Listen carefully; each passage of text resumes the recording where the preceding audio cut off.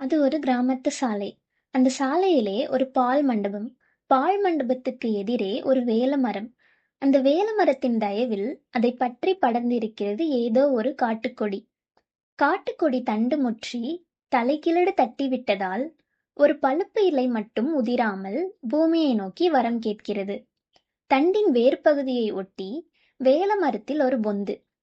பொந்து வாயிற்றில் பழுப்பு இலைக்கு நேர் கீழே ஒரு சிறு மண்ணுருண்டை. மீசையை நீவி விட்டுக்கொண்டு கம்பீரமான ஆகிருத்தியுடன் வெளியே வந்தது ஒரு பெரிய கட்டெரும்பு. உலகத்தை பார்த்து ரொம்ப நாள் ஆச்சு என்று முணங்கிக் கொண்டே ஏகாந்தமான வனத்தில் தனிச்சையுடன் திரியும் ஒரு சிங்கத்தைப் போல் தலையை ஒரு கொடியிலிருந்து மற்றொரு குடிக்கு திருப்பி உலகத்தை நோட்டம் விட்டது எறும்பு. அவசர அவசரமாய் அதன் எதிரே வந்தது ஒரு சிற்றெரும்பு. என்னடா பயலே, சௌக்கியமா என்று கர்ஜனை புரியும் தோரணையில் சிற்றெரும்பை பார்த்து குலசம் பேசியது கட்டெரும்பு. கேட்ட கேள்விக்கு பதில் கூட சொல்ல முடியாமல் நடுநடுங்கி போய் வந்த வழியை பார்த்து கொண்டு ஓட்டம் பிடித்தது சிற்றெரும்பு. உடம்பில் பயம் இருக்கிறதா? பிழைத்துக் கொள்வாய் போ என்று முணங்கிக் கொண்டே மறுபடியும் மீசையை நீவி விட்டு கொண்ட கட்டெரும்பு எழுந்து நின்று உலகத்தை பார்க்க தலையை நிமிர்த்தும் போது, இதென்ன குறுக்க என்னவோ மறைக்கிறதே? ஓ, இந்த மலைதானா? 2 அடி முன்னகர்ந்து வந்து இந்த மண்ணுருண்டையின் மேல் தனது முன்கையை வைத்து கொண்டு தலை நிமிர்ந்து சந்தையிலிருந்து திரும்பி வரும் மனிதர்களை பார்த்தது. கதாயுகத்தை பூமியில் ஊன்றிக்கொண்டு நிற்கும் பீமசேனை பற்றி அதற்கு தெரியுமோ என்னவோ, அதன் பாவனை அப்படித்தான் இருந்தது. யாரது? மனுஷ பசங்களா? சுத்த சோம்பேறிகள். திடீரென்று அதற்கு ஒரு சந்தேகம் வந்துவிட்டது. உலகில் மனுஷ பசங்க ஜாஸ்தியா, நம்ம எறும்பு கூட்டம் ஜாஸ்தியா? யோசித்து யோசித்து பார்த்தது.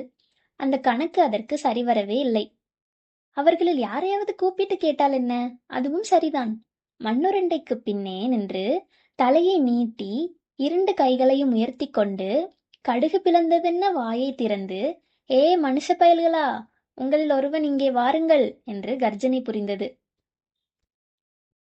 அவ்வளவுதான். சாலையில் போய்க் கொண்டிருந்த மனிதர்கள் எல்லாம் சிதறி ஓடினர். பால் மண்டபத்தில் ஓடி ஒளிந்து கொண்டனர். அடடே, என்ன கண்டு உங்களுக்கு இவ்வளவு பயமா?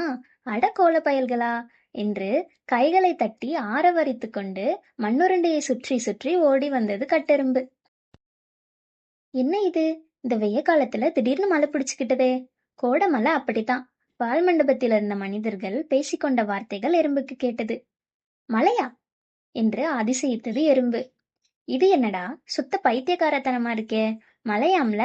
நான் கூட வெளியே தான் நிக்கிறேன். வானம் என்னமோ இருட்டி இருக்குன்றது வாஸ்தவம் தான். அதுக்குள்ள இவ்வளவு பயமா? சுத்த பயந்தாங்கொழி பசங்க. மலையா மலை என்று அட்டகாசமாக சிரித்துக்கொண்டு குதித்தது எறும்பு. இந்த மனுஷங்களே இப்படித்தான், ஒண்ணுமில்லாததுக்கெல்லாம் பிரம்மாண்டப்படுத்துவானுங்க என்று மனிதர்கள் நினைத்து வியந்து கொண்டிருக்கையில் வானம் பளீரென்று ஒளிவிட்டு பிரகாசித்தது. பால் மண்டபத்தில் ஒதுங்கிய மனிதர்கள் நடையை கட்டினர். எறும்பின் கேலி சிரிப்பு அவர்கள் காதில் விழவில்லை. சற்று நேரத்தில் பூமியில் படிந்த நீர்த்தவளையங்களிலிருந்து ஆவி கிளம்பியது. உஷ்ணம் தகித்தது. மற்றொரு கூட்டம் சாலையில் நடந்து கொண்டிருந்தது. அப்பா, என்ன புழுக்கம் என்று ஒருவன் விசிறிக்கொண்டான்.